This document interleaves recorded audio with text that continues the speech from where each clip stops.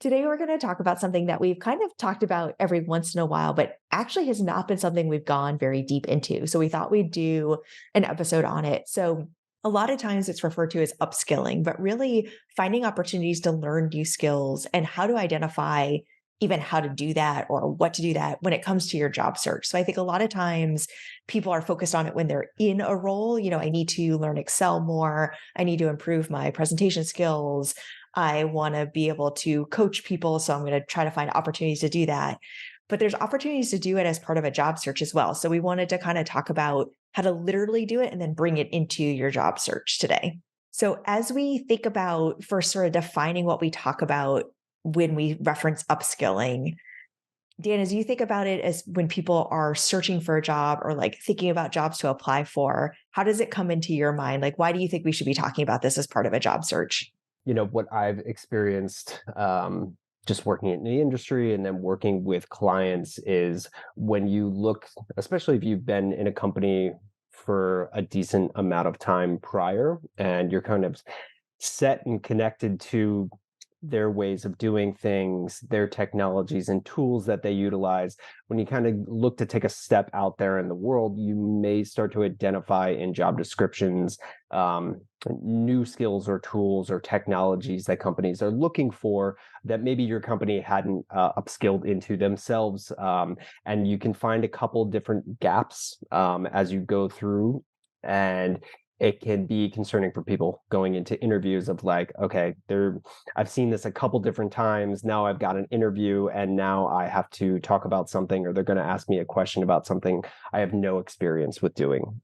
So a lot of times with working with clients, it's just how do I address that, or how do I get ahead of it has been a pretty consistent point that's come up in all conversations. Yeah, and it's really interesting because it can be a wide variety of things. So I'm going to generalize the tools that we're talking about. They were more role specific, but to make it sort of more universal for people. So we had one client that we were working with who was used to working in like Google spreadsheets and noticed that Excel was Mhm. actually the thing that most of the roles were requiring. So for him, it would have been an easy thing to learn, but he wanted to be able to say, yes, I have experience in Excel as well as Google Sheets. So he started taking some really high level classes on Google Sheets.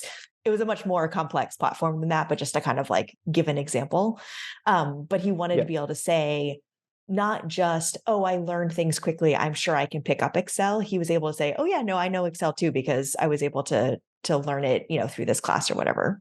Yep, exactly. Or another client that comes to mind, the company they were with they were using a proprietary tool Mm. for some of their project management, and something that they were very adept in. But these other companies are looking for experience in a Monday.com or this other suite of different project management tools that are out there. So obviously, there's a lot of transferable skills in there, but it's popping up continuously in these job descriptions of things that they just didn't have the opportunity to lean into when they were in their previous role. Yeah, and I think so that's sort of one version of upskilling is just exposure to different things that are within your circle, but you just haven't had the ability to work with because of your company setup. The other piece of it is you haven't had a chance to work in it because either you are looking to change careers a little bit or make a shift in your career, or you're looking to up level what you do today. And so you maybe not have had exposure to some things.